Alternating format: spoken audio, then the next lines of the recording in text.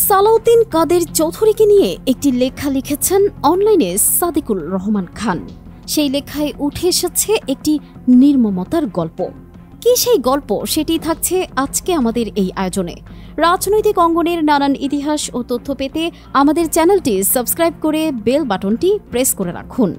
তিনি লিখেন, সালাউদ্দিন কাদের চৌধুরীর জন্য কবর খুঁড়তে হয়েছিল দুইটা, একটা না।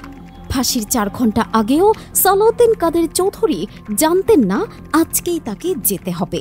ফ্যামিলি যখন শেষবারের মতো দেখা করতে যায়, তখন সেই ফ্যামিলির কাছেই তিনি প্রথম জানতে পারেন যে আজকেই সেই দিন। তার হাতে সময় আছে আর 4 ঘন্টা। উনি কিছুটা কষ্ট পেয়েছিলেন।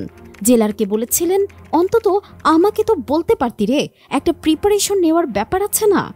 এরপর তিনি ফ্যামিলিকে জানান উনি 1978 সালে এক বক্তব্যে রাঙ্গুনিয়ার মানুষের কাছে ওয়াদা করেছিলেন যে আমার কবর এখানেই হবে।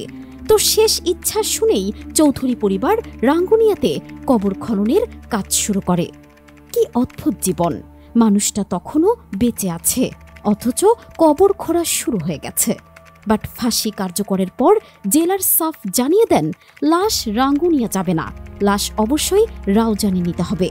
অনেক চেষ্টা করে টরেও যখন মানানো যায়নি, তখন সালাউদ্দিন কাদের চৌধুরীর কাজিন সালমান এফ রহমানের মাধ্যমে শেখ হাসিনার কাছে বলা হয় উনি যেন জেলারকে বলে দেন লাশ রাঙ্গুনিয়াতে দাফন করার ব্যাপারে।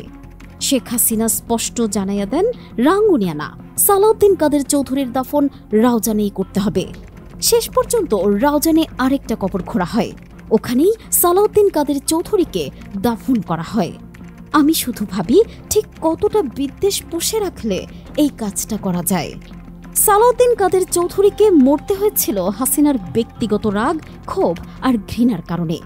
জানেন কিনা, সালাউদ্দিন কাদের চৌধুরীর পক্ষে সাক্ষী দেওয়ার জন্য 100 জনের একটা তালিকা জমা দেওয়া হলেও হাসিনা প্রমিনেন্ট সাক্ষীদের কাউকেই এলাও করে নাই। অ্যান্ড এই রায় আদালতে লেখা হয় নাই, বরং এই রায় লেখা হয়েছিল সরাসরি শেখ হাসিনার নির্দেশে আইন মন্ত্রণালয়ে বসে। রায়ের 2 দিন আগেই এই রায়ের কপি সালাউদ্দিন চৌধুরীর ফ্যামিলির কাছে চলে আসে। ওইটা এখনও আছে আদালতে। রায় লেখা হলে রায়ের কপি রায় হওয়ার 2 দিন আগেই বের হলো কেমনে?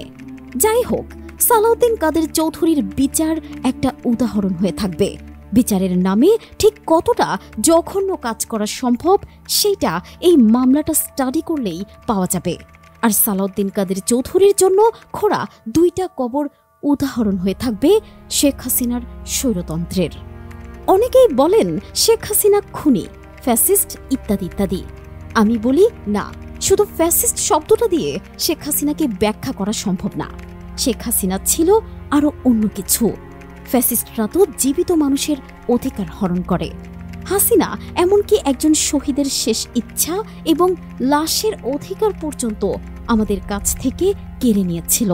অ্যান্ড আমি জানি না 100টা নমরুদ আর 100টা ফেরাউন এক হলেও একজন হাসিনার সমান নৃশংস হওয়া সম্ভব ছিল কিনা। প্রিয় দর্শক, এ বিষয়ে আপনার মন্তব্য কি জানাতে পারেন কমেন্ট করে আমাদেরকে। এতক্ষণ সাথে থাকার জন্য ধন্যবাদ।